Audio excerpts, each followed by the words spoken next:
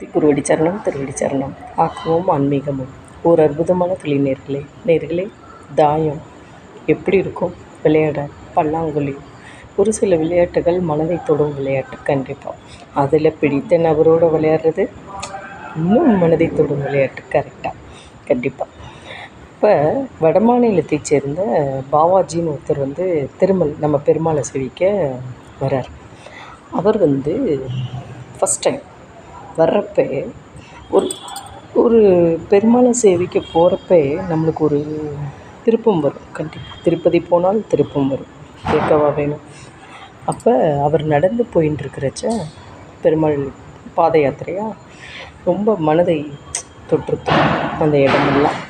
அப்படி இருக்கிறப்ப அவர் ஒவ்வொரு இடமா பார்த்து எதுவும் திரும்பி போக, தன்னோட ஊருக்கு போக மனசு இல்லை. அங்கேயே ஒரு குடிசையை வச்சு இருந்துட்டார். இதெல்லாம் போட்டு குச்சி. இதுக்கப்புறம் என்னன்னு கேட்டிங்கன்னா, அவருக்கு ஒரு சின்ன பழக்கம். பொழுது போகணும்ல, தாயம் விளையாடின்னு இருந்தார். அப்படி இருக்கிறப்ப அந்த தாயம் விளையாடுறப்ப தனக்குத்தானே தாயத்துக்கு 2 பேர் வேணுமே விளையாட.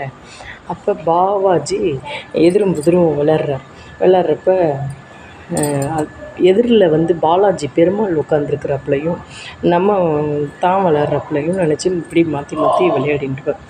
அப்போ இவர் தோற்று போனால் ஒரு மாதிரி, சரி நம்ம தோற்றுட்டோம், பெருமாள் ஜெயிச்சிட்டாரே அப்படின்னு நினச்சிட்டு பூரிச்சு போவார். பெருமாள் தோற்றுட்டாருன்னா, ஐயோ பெருமாள் தோற்றுட்டாரே அப்படின்னு நினைப்பாங்க. அந்த கதை சொல்கிறப்பையும் சரி, அந்த பெருமாளே விளையாடினா டெக்னிக்கல் எப்படி இருக்கும், அந்த முகபாவனைகள்லாம் அது கொடுத்து வைத்திருக்கணும்ல 2 பேரும் கேட்குறதுக்கும் 2 பேர் விளையாடுறதுக்கும். அப்படி இருக்கிறச்ச விளையாடிகிட்டே இருந்தாலும் ஒரு நாள் கனவில் பாபாஜி அப்படின்னு கூப்பிட்றாப்புல வந்ததான். யார் அப்படின்னு பார்த்தா பெருமாள் நினைவிலே வந்துட்டார். கனவில் கூப்பிட்ட குரல் நினைவிலே எந்திரிச்சு தொடுறாரு. நம்ம விளையாடுவோமா தாயம் அப்படிங்கிறாராம். தாயம் விளையாடலாமா அப்படிங்கிறப்ப பெருமாளே பாலாஜி நீங்களா அப்படின்னு சொல்லிட்டு சேவிக்கிறாராம்.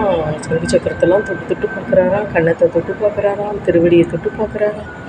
எப்படி இருக்கும் தொடுறப்ப? அவர் எவ்வளோ புண்ணியம் செஞ்சுருக்கார். கண்டிப்பாக பெருமாளை தொடுற பாக்கியம் யாருக்கு கிடைக்கும்? அது கொடுத்து வச்சுருக்கோம். அப்போ அங்கங்கே தொடுறப்ப பெருமாள் சொல்கிறார், நம்ம 2 பேர் தாயம் விளையாடலாம் அப்படிங்கிறார். அப்போ நெய்வேத்தியம் பழங்கள்லாம் கொடுத்துட்டு உட்காந்து விளையாட ஆரம்பிச்சிட்டாங்க. பார்த்தா பூரிச்சு போய் கடைசி வரையும் விளையாடிட்டலாம். நல்லா ஆனந்தம் தாங்க முடியலையாம். விளையாடி முடித்ததுக்கப்புறம் ரத்தினமணி மாலையை கீழே போட்டுட்டு போயிட்டாராம். அவர் கீழே போட்டுட்டு போயிட்டாரா இல்லை திருவிளையாடல் சித்தாடலான்னு தெரியாது, போட்டுட்டு போயிட்டாராம். ஆனால் இது அவர் திரும்பி போகிறப்போ உனக்கு ஒரு இன்ப இது கொடுக்குறேன், உன்னை பற்றி எல்லா பேத்துக்கும் தெரியணும்ல, அதுக்காண்டி சித்தாடல் பண்ணுறேன் அப்படின்னு மனசுக்குள்ளே சொல்லிகிட்டே தான் போனாராம். அப்போ விடிஞ்சிருது. இப்போ அவர் கையில் ரத்தினமணி மாலை அம்பிடுது. ஐயோ பாலாஜி பெருமாள் கீழே போட்டுட்டு போயிட்டாரே, நம்ம வந்தால் கொடுத்துருவோம். இன்றைக்கி பார்த்தா வரலை. ஒரு நாள் ஃபுல்லும் மாலை காணோங்கவும் அங்கே இருக்கிறவாள்லாம் கொசு கொசு கொசுன்னு பேச ஆரம்பிச்சிட்டாங்க. இவர் அந்த தருணத்தில் வரலைன்னு சொல்லவும் மாலையை எடுத்துகிட்டு கோவிலில் கொடுத்துருவோம் அப்படின்ட்டு வராராம். இவர் தான் அடிக்கடி வரவராச்சு.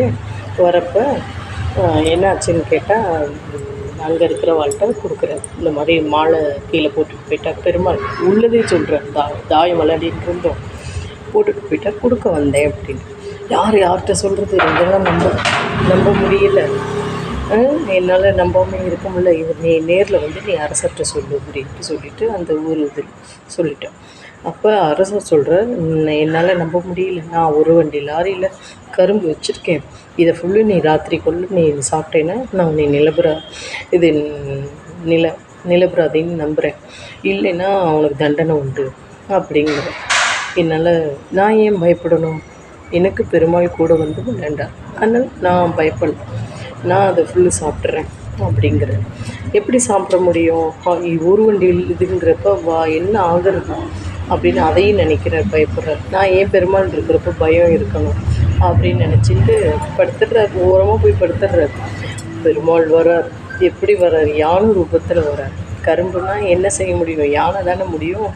வரார் கஜேந்திர ரூபத்தில் வந்து ஆசீர்வாதம் பண்ணிவிட்டு அவ்வளோத்தையும் பிச்சு உதறி சக்கையாக முழுந்துட்டு இந்தாடா பிடிச்சிக்கடா அப்படின்ட்டுங்கிறாப்புல சக்கையை போட்டுட்டு அவர் சாப்பிட்டுட்டார். ஒரு தாயம் விளையாட வந்து என்ன விளையாட்டு பாருங்களேன், பெருமாள் லீலைகள் அப்படின்னு நினச்சிட்டு விழிஞ்சிருது. காவலர்கள்லாம் வராங்க. வந்தால் யானையோட சத்தமும் அது விடிய விடிய இருந்துட்டு அவங்களுக்கு காவலர்கள் பார்க்கணுமேன்னு குடுகுடுன்னு ஓடுது. இங்கிட்டு சக்கையாக இருக்குது, இங்கே இவர் பாட்டு படுத்திருக்கார், சந்தோஷமாக படுத்திருக்கார், ஆசீர்வாதம் பண்ணிட்டுல போயிருக்கு. அப்போ அரசர் நம்புகிறார், காலில் விழுந்து பாவாஜி காலில் விழுந்து சேவிக்கிறேன், என்னை மன்னிச்சிருங்கோ அப்படின்னு. இப்போ கஜேந்திரன் ரூபத்தில் யானை ரூபத்தில் வந்திருக்கார் நம்ம பாலாஜி பெருமாள் அப்படின்னு நினச்சிட்டு இன்னமும் நேர்களே திருப்பதி போகிறப்ப பாவநாசம் போகிற அந்த தீர்த்தத்துக்கிட்டக்க மலை உச்சி அவரின் வாழ்ந்த இடம், தாயம் விளையாண்ட இடம் எல்லாமே இன்னமும் இருக்குது. திருப்பதி போகும் இதில் அவருக்கு வந்து ஆதிராம்ஜின்ட்டு பேரும் இருக்குது. யானைக்கு ஹிந்தியில் ஹாதின்னு பேரில் ஆதிராம்ஜின்ட்டு கூப்பிட்றலாம். இன்னமும் அவர் வந்து பெருமாளோட திருவடி பணிஞ்சு அங்கே போஸ்டிங் கிடச்சி இதுவாக இருந்திருக்கார். அதுக்கப்புறமா பெருமாளோட திருவடி கைக்குமானால அவரோட நினைவுக்காண்டி இன்னும் அங்கே ஜீவசமாதி இருக்குது.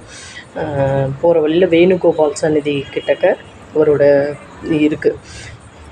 நம்ம தீர்த்தோட போவோமே அங்கே பாவ விநாசத்துக்கிட்டக்க அங்கே அவரோட இது இருக்குது, தாயம் விளாண்ட இது இருக்குது. நம்ம பார்க்க வேண்டிய இடம். திருப்பதி போனாங்கன்னா நீங்கள் அங்கே போய் கண்டிப்பாக பாருங்கள். கண்டிப்பாக. நமஸ்காரம்.